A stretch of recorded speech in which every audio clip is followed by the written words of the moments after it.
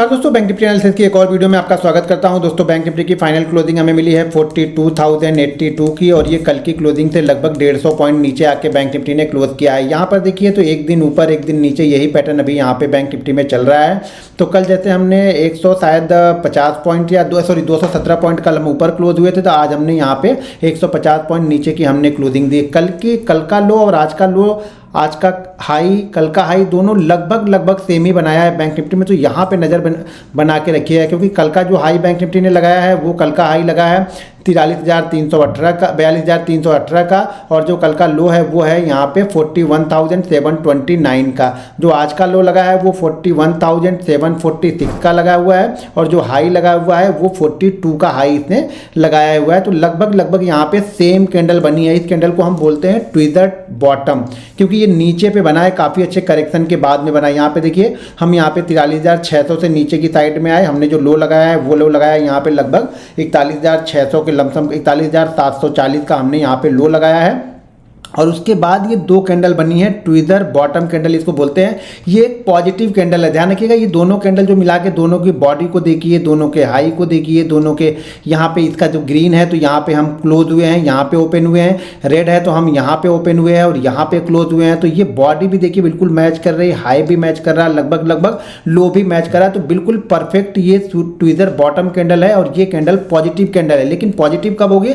जब हम इस कैंडल के ऊपर कल क्लोज करने में कामयाब रहे। ध्यान रखिएगा, डेली चार्ट में कल इसके ऊपर हमें क्लोज मिलना चाहिए। जैसे इसके ऊपर हमें क्लोज मिलेगा तो फिर हमारा जो पहला टारगेट होगा वो यहाँ पे रहेगा 722 के लमसम का, और इसको अगर हम निकालते हैं तो फिर यहाँ पे टारगेट निकल के आएगा, वो रहेगा यहाँ पे 43,500 से 43,600 के बीच की। ये जर्नी फिर मार्केट तय करता है। लेकिन ध्यान रखिए, अगर हम कल के दिन में इस लो को ब्रेक करके नीचे क्लोज करते हैं तो ये वीकनेस होगा, क्योंकि जितने भी लोग कल या परसों या 3 दिन से देख रहे हैं, या 3 दिन का लो आप देख रहे हैं, लगभग एक ही लो बनाया है। यहाँ पर भी एक लो इसने बनाया हुआ है।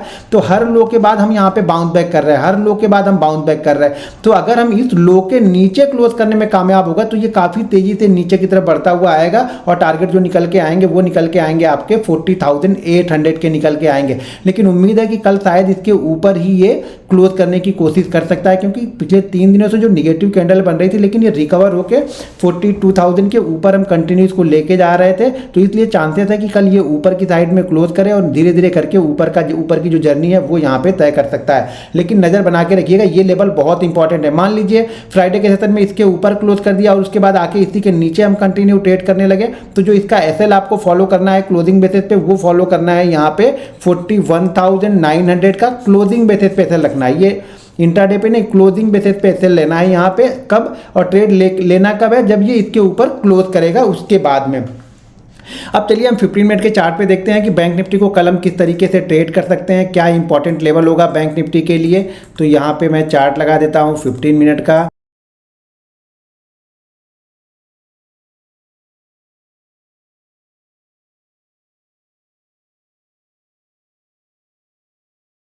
दोस्तों अगर आप भी हमारा लर्निंग ग्रुप ज्वाइन करना चाहते हैं तो वीडियो के डिस्क्रिप्शन में लिंक है, उस लिंक के जरिए जाके आप Zerodha, angel broking, up stocks, Reliance blue, fire, ICICI direct में किसी एक के साथ डीमेट अकाउंट ओपन करके आप हमारा लर्निंग ग्रुप ज्वाइन कर सकते हैं।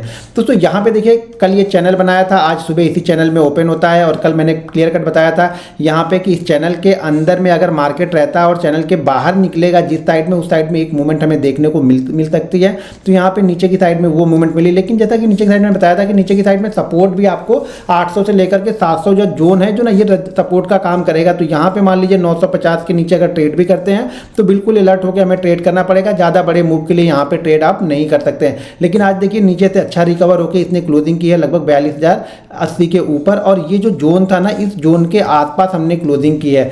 तो मार्केट कल देखिए, कल आज रात में हमारे यहाँ पे शाम को डेटा आएगा, महंगाई का डेटा आएगा, और यूएस में आज रात में आएगा महंगाई का डेटा। तो मेरे ख्याल से यहाँ पे बड़ा गैप अप या बड़ा गैप डाउन ही मैं एक्सपेक्ट कर रहा हूँ। बड़ा गैप अप का मतलब मैं ये सोच रहा हूँ कि मार्केट अगर थोड़ा बहुत भी यूएस का डेटा अच्छा आता है तो यहाँ पे हम बैंक निफ्टी में लगभग 300-350 पॉइंट हम ऊपर ओपन हो सकते हैं। अगर यूएस का डेटा खराब आता है, साथ में हमारा डेटा भी थोड़ा सा खराब आता है, तो हो सकता है कि हम यहाँ पे 41,800 के नीचे ही ओपन हो। ये जो सपोर्ट रेंज है ना, इस रेंज के आसपास कहीं पे ओपन हो और यहाँ पे टाइम बिता के फिर हम नीचे की साइड में जा सकते हैं अगर डेटा खराब आया तो। ध्यान रखिएगा, अब डेटा पे फोकस करेंगे, कल ओपनिंग के बाद ही हम डिसाइड करेंगे कल किस तरीके से ट्रेड करना है। लेकिन मुझे उम्मीद है कि कल शायद ये गैप अप या गैप डाउन ही ओपनिंग हमें मिलने वाली है। अब अगर मान लीजिए गैप अप ओपनिंग मिलती है और गैप अप ओपनिंग इस रेंज में कहीं पे मिलती है, मान लीजिए 250-300 पॉइंट गैप अप ओपनिंग इस रेंज में मिलती है और मार्केट इस रेंज में ना 10-15 मिनट का टाइम बिताना चाहिए। देखिए गैप अप ओपनिंग होने के बाद तुरंत निकल जाता है तो मेरा ज़्यादा कोई इंटरेस्ट नहीं है। यहाँ पे इसी रेंज में मार्केट कल टाइम बिताना चाहिए। ध्यान रखिएगा कल एलडीएच स्ट्रेटजी ना तो आप ऊपर की साइड में लगा सकते हैं ना नीचे की साइड में लगा सकते हैं, क्योंकि दोनों के बीच में इसने क्लोजिंग दी है, तो ज़्यादा चांसेस कल एलडीएच स्ट्रेटजी के नहीं है, क्योंकि पिछले 2 दिनों से हम इसी रेंज में फंसे हुए हैं। एलडीएच स्ट्रेटजी हम तब लगाएंगे जब हम हायर हाई क्लोज करते हैं, लोअर लो। 2 दिन की कैंडल, मान लीजिए कैंडल रेड बनी और अगले दिन नीचे ब्रेक करता है तो हम एलडीएच अप्लाई करते हैं। यहाँ पे कैंडल ग्रीन बनी और अगले दिन ऊपर की साइड में ब्रेक करता है तब हम अप्लाई करते हैं। तो मान लो मार्केट इस जोन में ओपन होता है, यहाँ पे टाइम बिताता है 15-20 मिनट, और टाइम बिताने के बाद अगर इस रेंज को क्रॉस करेगा ना तब मैं यहाँ पे बाइंग में इंटरेस्टेड रहूंगा, लेकिन छोटी क्वांटिटी बाइंग करूंगा, क्योंकि मैं ऑप्शन बायर हूँ। तो कल फ्राइडे है तो प्रीमियम बहुत हाई रहता है फ्राइडे और मंडे को, तो मैं यहाँ पे छोटी क्वांटिटी में बाइंग करना पसंद करूंगा। टारगेट वही पहला 420, सेकंड टारगेट 480 से 500 का टारगेट यहाँ पे रहेगा। अगर इसी जोन में गैप अप ओपन होने के बाद अगर हम टाइम बिताने के बाद ये रेंज को ब्रेक करते हैं नीचे की साइड में ना, तो वापस फिर से हम 42,000 और 41,900 के लेवल भी यहाँ पे देख सकते हैं। मार्केट अगर रेंज में ओपन होता है तो फिर मैं प्राइस एक्शन को फॉलो करूंगा, और खास तौर से ऊपर की साइड में ये हमारे पास रेजिस्टेंस है, जैसा कि मैंने आज भी सुबह वीडियो डाल के आप लोग को बताया था। ये रेजिस्टेंस मतलब ये हमारे पास एसएल है। बहुत सारे जो बायर होंगे जिन्होंने सेल किया होगा उनके ये एसएल है। यहाँ पे मैंने बताया था आप लोग को, जिन लोगों ने बाइंग किया होगा वो बायर के एसएल है। जैसे एसएल कटेंगे हमें एक मूवमेंट मिलेगी, तो उसी मूवमेंट को हम ट्रेड करते हैं यहाँ पे।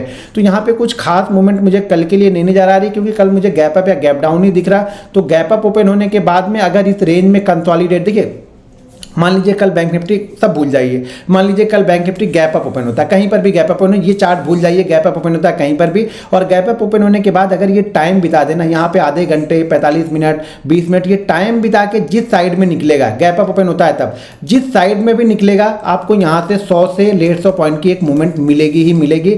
मुझे चांसेस है कि 100 से 150 पॉइंट की एक मूवमेंट मिलेगी, और यही रेंज आपका एसएल होना चाहिए। अगर ये ऊपर की साइड में निकलता है तो नीचे वाला एसएल लगा लेना, अगर ये नीचे की साइड में निकलता है तो जो ऊपर की रेंज वो हमारे लिए एसएल का काम करेगी। एसएल में छेड़छाड़ यहाँ पे नहीं करनी है गैप अप या गैप डाउन के बाद में। तो अगर ये गैप अप ओपन होता है तो हम इसको ट्रेड करेंगे, गैप डाउन ओपन होता है तो यहाँ पे देखेंगे किस तरह की कैंडल बनती है। मान लीजिए गैप डाउन ओपन होता है तो ये हमारे लिए बहुत इंपॉर्टेंट है, क्योंकि आज और कल हमने सपोर्ट लिया और पीछे का भी सपोर्ट लगभग इसी रेंज के आसपास में है। तो वापस बैंक निफ्टी को यहाँ पे टाइम बिताना पड़ेगा। अगर टाइम नहीं बिताता है तो फिर हम प्राइस एक्शन को फॉलो करेंगे। मान लीजिए यहाँ पे टाइम नहीं बिताया, ऊपर ही निकलने लगा, तो फिर प्राइस एक्शन जहाँ पे हमें मिलेगा वहाँ पे हम इसको बाइंग या सेलिंग फिर बैंक निफ्टी को कर सकते हैं।